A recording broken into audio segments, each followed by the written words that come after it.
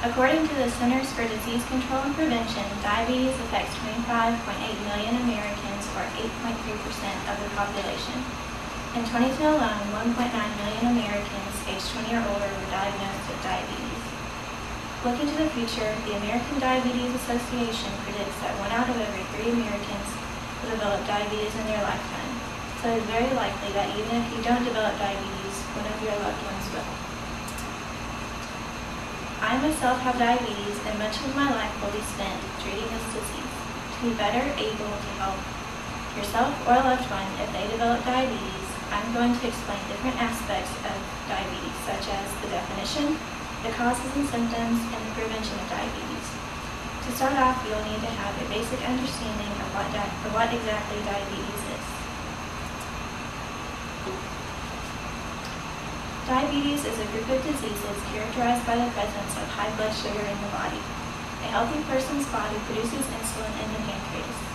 When you eat, your body turns the carbohydrates in food into blood sugar, and insulin is what turns that blood sugar into usable energy. For a person with diabetes, their blood sugar cannot take the insulin it needs to convert the blood sugar, and the reason for that is different based on what type of diabetes they have. There are 2 main types of diabetes, type 1 and type 2.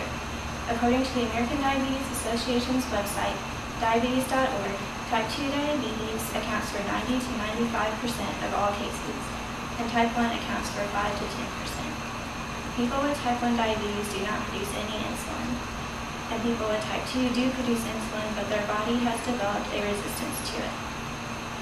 Now that you have a basic understanding of diabetes and the different types, we can talk about the causes and symptoms. The causes of diabetes are different between type 1 and type 2. In his book, Understanding Diabetes, H. Peter Chase states that most cases of type 1 diabetes are the result of an abnormality with the immune system.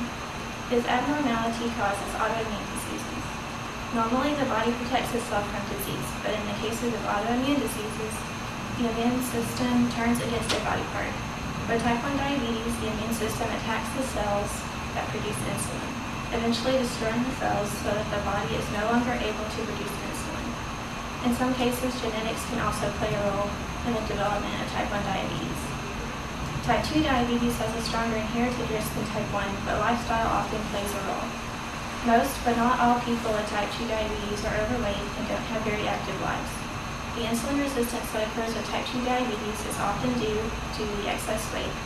But some people with type 2 are not overweight, and for them diabetes is caused by genetic factors.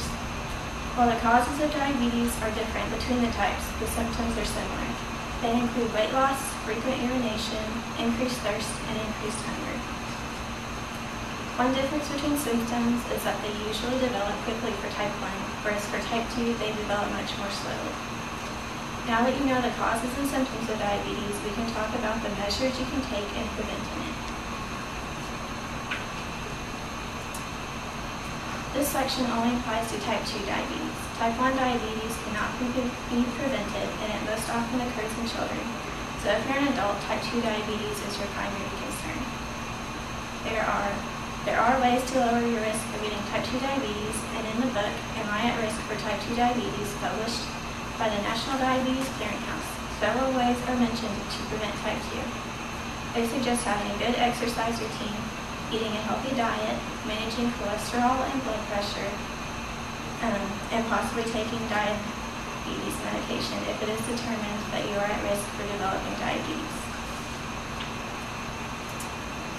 In review, you have learned what diabetes is and the difference between the types, the causes and symptoms of each type, and how to prevent type 2 diabetes. With the information you have learned in this speech, I hope that you now know this disease a little better, that you can help your loved ones who may have this disease, and that you can do your best to avoid being one of the 8.3% of Americans with diabetes.